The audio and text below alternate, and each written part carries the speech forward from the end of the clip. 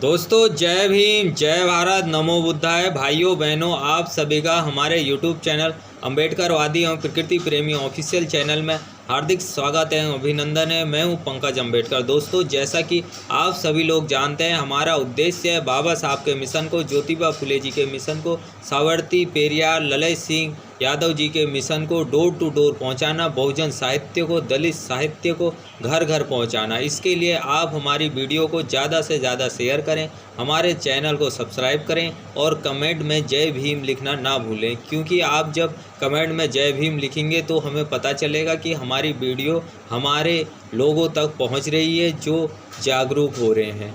Video को ज़्यादा से ज़्यादा शेयर कर दें। हमने पिछले अंश में जैसा कि आपको बताया था कि दलित बस्तियां फूंक दी गई थी। आगे की कहानी शुरू करते हैं। हम लेकर आए हैं ओम प्रकाश वाल्मीकि द्वारा लिखी हुई पुस्तक जूठन का एक अंश।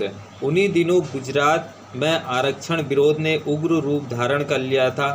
ग्रामीण क्षेत्रों में आरक्षण विरोधियों ने बेइंतहा जुल्म ढाए थे। चारों ओर हिंसा का तांडव था। गांधीनगर, बड़ौदा आदि नगरों में गांधी की मूर्तियों के नीचे खड़े होकर आरक्षण विरोधी दलितों के प्रति घृणा फैला रहे थे, जिसका प्रभाव महाराष्ट्र में भी दिखाई पड़ने लगा था। सरकारी अर्ध सरकारी कार्यालयों में दलित अधिकारियों कर्मचारियों को प्रताड़ित किए जाने की घटनाएं बढ़ने लगी थी। सवर्णों ने शोषित कर्मचारी संघ जैसे छद्म संगठन बनाए थे जो सुनियोजित ढंग से दलितों के विरुद्ध साजिशें रच रहे थे। चारों ओर निराशा और भय का वातावरण था। दलित कर्मचारी ही नहीं, अधिकारी भी भयभीत थे। उनका कोई ऐसा संगठन भी नहीं था। पारस्परिक संवादहीनता होने के कारण वे अकेले अकेले अपनी समस्याओं में उलझे थे। एकजुटता की कमी के कारण उनका आत्मविश्वास डगमगाने लगा था। शोषित संघ पोस्टरों पर्चों के द्वारा दलितों में हीन भावना भर रहे थे। ऐसा ही एक पर्चा ऑर्डिनेंस फैक्ट्री चंद्रपुर में भी वितरित हुआ था, जिसने तनाव पैदा कर दिया था। ऊपर से सब शांत दिखाई पड़ रहा था, लेकिन अंदर ही अंदर जैसे कुछ पक रहा था। ऐसे दिनों में चुप्पी का अर्थ है अपने अस्तित्व को मिटा लेना। फैक्ट्री गेट के पास एक विशाल सभा का आयोजन किया गया था, जिसमें केंद्रीय विद्यालय के प्रिंसिपल श्री गोडाने, पीसी काम्बले, अधिकारी तथा अनेक संगठनों के हजारों कार्यकर्ताओं ने भाग लिया था। उन सभा में सभी ने एक मत से सवर्णों के द्वारा चलाए जा रहे षड्यंत्र का जवाब देने का प्रस्ताव पारित किया था। अगले रोज पर्चे बांटे गए थे, जिसका प्रभाव तत्काल दिखाई दिया था। शोषित संघ के पर्चे पर प्रशासन निष्क्रिय था, लेकिन दलितों का पर्चा वितरित होते ही प्रशासन सक्रिय हो गया था। दलित प्रतिनिधियों को बुलाकर पूछताछ होने लगी थी। काफ़ी बहस और जद्दोजहद के बाद प्रशासन ने दलितों के विरुद्ध होने वाले प्रचार को रोकने का आश्वासन दिया था। उन दिनों सुमठाना गांव हमारी गतिविधियों का केंद्र था। सभी बैठकें वहीं होती थी।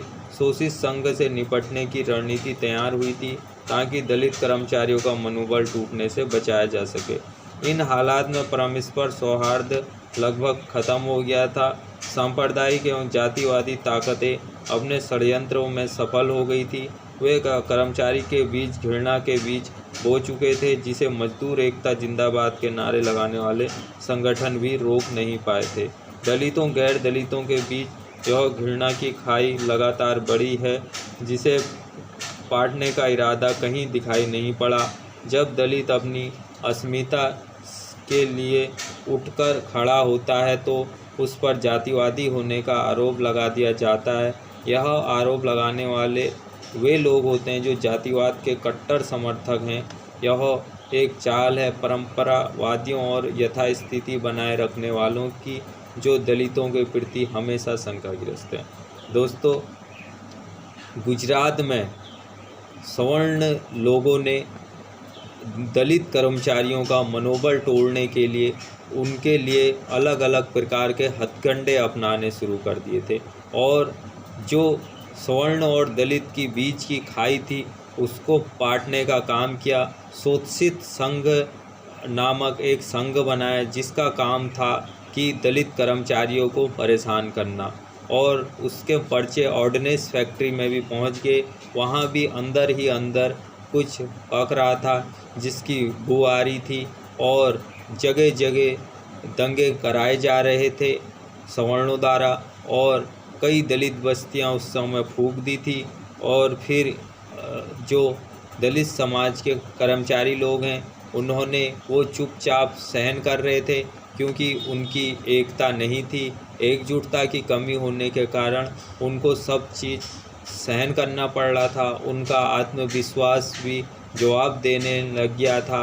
और इसी बीच उन्होंने एक संगठन बनाया। जैसे ही पर्चे उन्होंने बांटे संगठन के, तो जो पुलिस निष्क्रिय थी वो पुलिस सक्रिय हो गई और उनको परेशान करने लगी। और जो कहते हैं, जब दलित व्यक्ति अपने हक की आवाज़ उठाता है तो उसको जातिवादी कहा जाता है।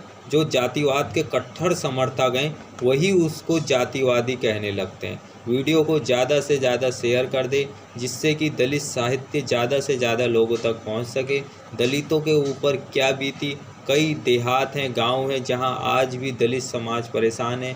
इसका एक कारण ये है, वो बाबा साहब के मिशन को ना समझ पाए, बौद्ध धर्म को नहीं अपना पाए। बौद्ध धर्म यदि वो अपना लेते, पूरे विश्व से जुड़ जाते और उनका ही नाम होता, फेम होता, और वो शिक्षा के क्षेत्र में उन्नति कर रहे। जो देश, जो एरिया पिछड़ा है वहाँ आज भी भेदभाव होता है, आज भी उनको पानी तक नहीं पीने दिया जाता है। मैं एक फ़ोन में मैंने वीडियो देखी, उसमें वहाँ जो है उनको ठाकुर की बस्ती है या दलित की है, जिसका भी है, वो वहाँ से जब दलित समाज के व्यक्ति गुजरते हैं तो वो अपने जो चप्पल हैं, चप्पल उतार के जाते हैं। ऐसा हमारे देश में है। और जहाँ सार्वजनिक स्थान है, जहाँ सवर्ण की जनसंख्या ज़्यादा है, वहाँ गरीब दलितों को आज भी पानी नहीं पीने दिया जाता है, उनको परेशान करा जाता है। वीडियो को ज़्यादा से ज़्यादा शेयर कर दें। जय भीम, जय भारत, नमो बुद्धाय। सभी बहुजन समाज के लोगों को अम्बेडकरवाद पढ़ना चाहिए, बाबा साहब के मिशन को समझना चाहिए। आप यदि किसी को पढ़ना नहीं भी आता है तो वो हमारी वीडियो देखें, और उसके घर में जो आता है उसको भी हमारी वीडियो ज़रूर दिखाएं। ख़ास तौर पे वाल्मीकि समाज को तो बाबा साहब के बारे में ज़रूर जानना चाहिए, और बाबा साहब के बारे में क्या, ओम प्रकाश वाल्मीकि जी के बारे में भी ज़रूर पढ़ना चाहिए। जय भीम, जय भारत, नमो बुद्धाय। ये वीडियो मेरी किसी भी वाल्मीकि भाई के पास यदि पहुंच जाती है, वो अपने समाज के अन्य वाल्मीकि भाइयों तक ज़रूर शेयर करें। जय भीम।